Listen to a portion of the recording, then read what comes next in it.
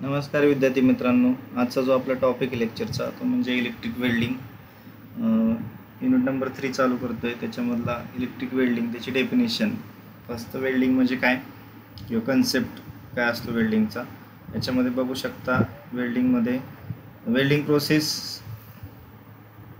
Is welding it is the process of joining of two similar metals by application of heat and addition of filler material without application of pressure. Electric heating म्हणजे काय, एक जॉईनिंगची process आहे. दोन similar metal जर तुम्हाला join करायचे असतील तर तुम्ही हीट आणि हीट अप्लाय करून किंवा तिथं हीट प्रोड्यूस करून त्याच्यामध्ये ॲडिशन फिलर मटेरियल भरू शकता. ही जी सगळी प्रोसेस आहे त्याला इलेक्ट्रिक वेल्डिंग म्हणतात. आणि त्याच्यामध्ये कुठल्याही प्रकारचं प्रेशर तिथे अप्लाय केलं जात नाही. परत एकदा डेफिनेशन मागतो. It is the process of joining of two similar metals by application of heat and addition of filler material. त्याच्यानंतर खाली डायग्राम बघू शकता. हे जे दिसत आहेत हा एक जॉब किंवा सिमिलर मेटल आहेत. हा एक मेटल आहे आणि इकडचं एक मेटल आहे. तर हे दोन मेटल जॉईन करण्यासाठी त्या ठिकाणी वेल्डिंग केलेली आहे. हे फिलर मटेरियल या ठिकाणी भरलेलं आहे. एक आहे तुमचा वेल्डेड पोर्शन आहे, मग त्याच्यामध्ये फिलर मटेरियल भरून त्या ठिकाणी ती वेल्डिंग प्रोसेस केलेली आहे. दोन मेटल जॉईन केलेले सिमिलर. त्याच्यानंतर classification of electrical welding. Electrical वेल्डिंगचे क्लासिफिकेशन विचारले जाते 2 मार्क्सला. तर त्याच्यामध्ये ही वेल्डिंग 3 टाईपमध्ये क्लासिफाय होते. Electric resistance welding, electric arc welding आणि electron beam welding.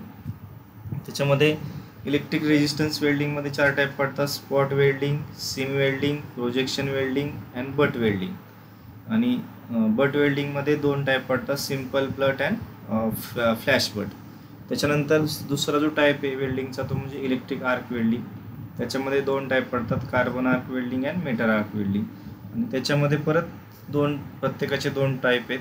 Carbon arc वेल्डिंगमध्ये शिल्डेड and अनशिल्डेड, आणि ह्याच्यामध्ये सुद्धा मेटल आर्कमध्ये सुद्धा शिल्डेड अँड अनशिल्डेड असे 2 टाईप पडतात. तर हे क्लासिफिकेशन आपण पाहिलं इलेक्ट्रिक वेल्डिंगचं. त्याच्यानंतर पुढं एक क्वेश्चन MSBTला विचारलं होतं. State any 4 factors to be consider while selecting electric welding system. तुम्ही इलेक्ट्रिक वेल्डिंग सिस्टीम सिलेक्ट करताना कोणते फॅक्टर कन्सिडर करणार. तर फर्स्ट आहे टाईप ऑफ मटेरियल. कोणतं मटेरियल वेल्ड करायचं आहे त्याच्यावरती आपली इलेक्ट्रिक वेल्डिंग डिपेंड असणार आहे. whether similar metal is to be welded or dissimilar metal is to be welded. Similar metal welding करायची आहे का डिसिमिलर मेटलची वेल्डिंग करायची, तर तो एक महत्त्वाचा फॅक्टर आहे. त्याच्यानंतर properties of material. Whether ferrous and non ferrous metal is to be welded. Ferrous metal weld करायचं आहे का नॉन फेरस मेटल वेल्ड करायचं आहे, त्याच्यावरती कुठली वेल्डिंग सिस्टीम यूज करायची ती डिपेंड आहे. त्याच्यानंतर थर्ड आहे thickness of job. It is also depends on thickness of job is to be welded. For example, for thick material arc welding is used, and for thin material resistance welding are used. The thickness of job किती थिकनेसचा आहे, किती जास्त रुंदीचा आहे, तर त्याच्यावरती depend असणार आहे. तर जर थिक मटेरियल असेल तर त्या ठिकाणी आर्क वेल्डिंग वापरली जाते, आणि जर थिन मटेरियल असेल तर त्या ठिकाणी रेजिस्टन्स वेल्डिंग यूज केली जाते. त्याच्यानंतर टेम्परेचर रिक्वायर्ड. किती टेम्परेचर रिक्वायर्ड आहे, तर whether job required high temperature और लो टेम्परेचर. परत एकदा फॉर हाय टेम्परेचर तुम्ही आर्क वेल्डिंग वापरू शकता, आणि फॉर लो टेम्परेचरसाठी तुम्ही रेजिस्टन्स वेल्डिंग यूज करू शकता. त्याच्यानंतर pressure required. Job need pressure at time of welding. In case of resistance welding and if pressure is not required arc welding is use. जर प्रेशरची requirement असेल तर तुम्ही रेजिस्टन्स वेल्डिंग वापरू शकता, आणि प्रेशर जर नॉट रिक्वायर्ड असेल तर त्या ठिकाणी तुम्ही आर्क वेल्डिंग यूज करू शकता. त्याच्यानंतर type of supply. Whether AC और DC और बोथ सप्लाय आर अवेलेबल. त्या जिथं तुम्हाला वेल्डिंग करायची त्या प्लेसला AC सप्लाय अवेलेबल आहे का DC का बोथ सप्लाय अवेलेबल आहे, त्याच्यानुसार त्या वेल्डिंग त्या ठिकाणी तुम्ही सिलेक्ट करणार आहे. त्याच्यानंतर application base. In case of mass production जर resistance welding is use. Mass production म्हणजे खूप जास्त प्रमाणात प्रोडक्शन असेल, खूप जास्त प्रमाणात प्रोडक्शन चालत असेल कंपनीमध्ये, तर त्या ठिकाणी मास प्रोडक्शनसाठी तुम्ही रेजिस्टन्स वेल्डिंग वापरू शकता. आणि स्मॉल जे रिपेअर वर्क आहे छोटे मोठ्या प्रमाणात, तर त्या ठिकाणी तुम्ही आर्क वेल्डिंग वापरू शकता रिपेअर वर्कसाठी. तर हे ॲप्लिकेशन आहेत. तर हे जे सगळे फॅक्टर आपण बघितले त्याच्यामध्ये type of material, property of material, thickness of job, temperature required, pressure required, type of supply, application, हे सगळे फॅक्टर्स आहेत की आपले जे वरती आपण बघितलं आर्क वेल्डिंग यूज करायची का रेजिस्टन्स वेल्डिंग यूज करायची. तर ह्या फॅक्टरवरती ते डिपेंड आहे. त्याच्यानंतर पुढचं आहे रिक्वायरमेंट ऑफ गुड वेल्डिंग किंवा state any for requirement of good welding. आपण गुड वेल्डिंग कशाला म्हणायचं तर त्या ठिकाणी कोणत्या फॅक्टरवरती किंवा कोणत्या गोष्टीवरती आपण म्हणू शकतो की ही जी केलेली वेल्डिंग आहे ती गुड आहे. तर फर्स्ट आहे welding joint must be strong and reliable. जो आपण वेल्डिंग केलेला आहे दोन मेटल किंवा सिमिलर किंवा डिसिमिलर, तर त्या ठिकाणी दिलेलं जॉईंट आहे तो स्ट्रॉंग आहे का, स्ट्रॉंग आणि रिलायबल आहे का, त्याच्यावरती वेल्डिंग ठरते टाईप म्हणजे ती किती क्वालिटीची आहे. नंतर joint made by proper welding techniques, म्हणजे तो जो जॉईंट आहे तो प्रॉपर वेल्डिंग टेक्निक्सनी केलेला आहे का नाही त्याच्यानुसार त्याची गुड वेल्डिंग आहे का नाही ते ठरते. त्याच्यानंतर weld should have reasonably smooth, जो वेल्ड आपण केलेला आहे तो स्मूथ असला पाहिजे, युनिफॉर्म असला पाहिजे आणि कन्सिस्टंट ॲपरन्स असला पाहिजे. त्याच्यानंतर फोर्थ आहे welding should B free from any type of welding defects. तर ती जी वेल्डिंग आहे ती कोणत्याही ह्याच्यानुसार म्हणजे त्याच्यामध्ये कुठलाही वेल्डिंग डिफेक्ट त्याच्यावरती नसावा. त्याच्यानंतर to avoid oxidation weld should have adequate shielding from the atmospheric that is oxygen.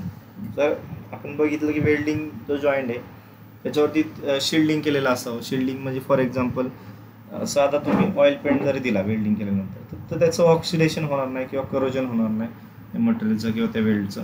त्याच्यानंतर welding should be done by only skill welders. Welding ही स्किल वेल्डरनीच करावी ज्याला त्या टेक्निक्स माहिती आहेत किंवा ज्याने वेल्डिंगचा कोर्स केलेला आहे किंवा तो एक प्रॉपर प्रोफेशनल वेल्डर आहे अशाच व्यक्तीने ती वेल्डिंग करावी वर्करने. Correct welding technique should be use, त्यासाठी करेक्ट वेल्डिंग टेक्निक्स वापरली गेली पाहिजे. त्याच्यानंतर the electrode of correct type and size should be use. जो इलेक्ट्रोड आहे तो करेक्ट टाईपचा आणि साईजचा त्या ठिकाणी वापरला गेला पाहिजे. त्याच्यानंतर according to nature of job welding current should be selected. जो जॉब आहे त्या जॉबच्या नेचरनुसार हा वेल्डिंग करंट सिलेक्ट केला गेला पाहिजे. त्याच्या थिकनेसवरती, एरियावरती, मटेरियलवरती डिपेंड साधारणपणे तो करंट असणार आहे. त्याच्यानंतर in case of pressure welding pressure should be correctly control in time and in case of arc welding proper arc length should be maintain. म्हणजे रेजिस्टन्स वेल्डिंग जर असेल प्रेशर वेल्डिंग किंवा रेजिस्टन्स वेल्डिंग तर त्या ठिकाणी प्रेशर हे टाईममध्ये control केलं गेलं पाहिजे. वेल्डिंग जेवढा त्याचा टाईम आहे वेल्डिंगचा त्या प्रमाणात त्याला प्रेशर असलं पाहिजे. आणि जर आर्क वेल्डिंग करत असताल तर त्या ठिकाणी ती आर्कची जी लेंथ आहे ती मेंटेन राहावी जेवढे आहे. तर हे जे 10 पॉईंट आपण बघितले हे सगळे गुड वेल्डिंग टेक्निक्स किंवा गुड वेल्डिंग कुठल्या वेल्डिंगला आपण म्हणायचं तर ह्या 10 पॉईंटवरती ठरतं. त्याच्यानंतर वेल्डिंग करताना काय काय सेफ्टी फीचर्स किंवा सेफ्टी आपण घेतली पाहिजे. State any 4 safety features to be observe in welding works. Welding करताना कोणते कोणते सेफ्टी फीचर्स किंवा सेफ्टी आपण घेतली गेली पाहिजे त्याच्यावरती हे फॅक्टर्स डिपेंड आहेत. तर हे फर्स्ट आहे select cloth to welder to provide maximum protection from spark and hot metals. त्या वेल्डरचे कपडे असले पाहिजेत की जे स्पार्क आहे किंवा हॉट मेटल्स आहेत त्याच्यापासून तो सुरक्षित असला पाहिजे. त्याच्यानंतर फ्लेम स्कूल कॅप असली पाहिजे डोक्यावरती. त्याच्यानंतर helmets hand held helmet with filter lens, म्हणजे डोळ्यासमोर हँड हेल्ड हेल्मेट असावं, त्याला लेन्स असावी जेणेकरून जी फ्लेम आहे ती आपल्या फेसवरती आली नाही पाहिजे. ज्यावेळेस आपण वेल्डिंग करतो त्या चेहऱ्यासमोर धरलं पाहिजे. ज्यावेळेस तुम्ही वेल्डिंग नाही करत त्यावेळेस तुम्ही ते साईडला घेऊ शकता. सेफ्टी शूज असले पाहिजेत. त्याच्यानंतर ते जे हेल्मेट आपण यूज करू त्याला एक फिल्टर लेन्स पाहिजे, म्हणजे छोटंसं लेन्स पाहिजे त्याच्यामधून आपण ती वेल्डिंग करताना पाहू शकतो. त्याच्यानंतर सेफ्टी शूज यूज करावेत. नंतर फायर रेजिस्टन्स हँड ग्लोव्ज त्या ठिकाणी असावेत. त्याच्यानंतर क्लीन फायर रेजिस्टन्स क्लोथिंग असले म्हणजेच लेदर ॲप्रॉन, नो पॉकेट्स, नंतर collar button long pants with no cuffs, shirt full स्लीवचे शर्ट असावेत. हे सगळे त्या ठिकाणी क्लोथ यूज केले पाहिजेत क्लीन फायर रेजिस्टन्ससाठी. त्याच्यानंतर डस्ट मास्क असलं पाहिजे. वेल्डिंग करताना आपण काय काय प्रोड्यूस होतं, तर आर्क प्रोड्यूस होते, त्याच्यानंतर तिथं फ्युम्स, स्पार्क्स प्रोड्यूस होतात, डस्ट, आणि त्या जे मटेरियल आपण वेल्ड करू त्याचे छोटे छोटे जे तुकडे आहेत ते पण त्या ठिकाणी स्प्रेड होतात. त्याच्यामुळं मास्क असणं गरजेचं आहे, डोळ्यांना प्रोटेक्शन असलं गरजेचं आहे, डोक्यावरती प्रोटेक्शन असलं गरजेचं आहे. त्याच्यानंतर हिअरिंग प्रोटेक्शन पण असलं पाहिजे, कारण वेल्डिंग करताना आवाज पण त्या ठिकाणी होत असतो, त्यामुळे हिअरिंग प्रोटेक्शन असावं. त्याच्यानंतर फर्स्ट एड किट त्या ठिकाणी असावं ज्या ठिकाणी तुम्ही वेल्डिंग करताय. त्याच्यानंतर क्लास सी फायर एक्सटिंग्विशर असावेत. क्लास सीचेच का, तर क्लास सी फायर एक्सटिंग्विशर हे इलेक्ट्रिकल फायर ज्यावेळेस लागते तर त्या ठिकाणी ते यूज केले जातात. याच्यावरती आपण व्हिडिओ पण बनवायला, फायर एक्सटिंग्विशरवरती एक ह्याचं ट्रेनिंग, फायर फायटिंगचं ट्रेनिंगचा व्हिडिओ अवेलेबल आहे चॅनलवरती, ते तुम्ही बघू शकता कुठल्या टाईपचं फायर एक्सटिंग्विशर आणि त्याचं ऑपरेशन त्या ठिकाणी पास प्रोसेस वगैरे दिलेली आहे. त्याच्यानंतर other equipments like small hammers, files, त्याच्यानंतर small metal wire brush are essential during the welding. म्हणजे हे सगळे स्मॉल हॅमर असला पाहिजे, जेणेकरून जर तुमचा वेल्ड करताना चुकला तर तुम्ही इझिली त्याच्यावरती हॅमरनी प्रेशर ॲप्लाय करून तो वेल्ड लगेच करू शकता, म्हणजे ब्रेक करू शकता आणि परत नवीन वेल्ड करू शकता. त्याच्यानंतर तो समजा एखादा वेल्ड करताना थोडासा पार्ट बाहेर आला तर तो हॅमरने तुम्ही हे करू शकता. नंतर फाईल असली पाहिजे. फाईल कशासाठी, तर वेल्डिंग केल्यानंतर तो जो सरफेस आहे, मग अशी एक पॉईंट आला, स्मूथ, युनिफॉर्म आणि कन्सिस्टंट ॲपिअरन्स असला पाहिजे. तर तो जो ज्यावेळेस वेल्ड करतो त्यावेळेस तो जो सरफेस आहे तो स्मूथ बनवण्यासाठी फाईलिंग करणं गरजेचं आहे. नंतर स्मॉल मेटल वायर ब्रश असणं गरजेचं आहे. ज्यावेळेस वेल्डिंग केली जाते त्यावेळेस मेटलचे छोटे छोटे जे हे आहेत, पार्टिकल्स आहेत, ते तिथं त्या वर्क पीसवरती पडलेले असतात किंवा वर्किंग आपल्या एरियावरती पडलेले असतात. मग तो जो एरिया आहे तो क्लीन करण्यासाठी तुम्ही हाताने नाही करू शकत, तर त्या ठिकाणी जर केला तर तुमच्या हाताला, बोटांना कट्स बसतील. मग आपला ते जर वाचवायचं असेल तर मग त्या ठिकाणी वायर ब्रश यूज केला जातो क्लिनिंगसाठी. तर ह्या 3-4 इक्विपमेंट असावेत. त्याच्यानंतर earthing clamp and proper earthing arrangement तिथं असावी. तर त्या वेल्डिंग ह्याला अर्थिंग दिलेली असावी किंवा प्रॉपर अर्थिंगची टेक्निक्स असावी. ही these are the safety features of observe in welding works. तर सेफ्टी फीचर्स आहेत, तर हे 3-4 पॉईंट बघितले आपण. त्याच्यानंतर गुड वेल्डिंग कोणाला म्हणायचं आणि वेल्डिंग सिस्टीम कशी सिलेक्ट करायची ते आपण पाहिलं, आणि हे क्लासिफिकेशन ऑफ इलेक्ट्रिक वेल्डिंग बघितलं.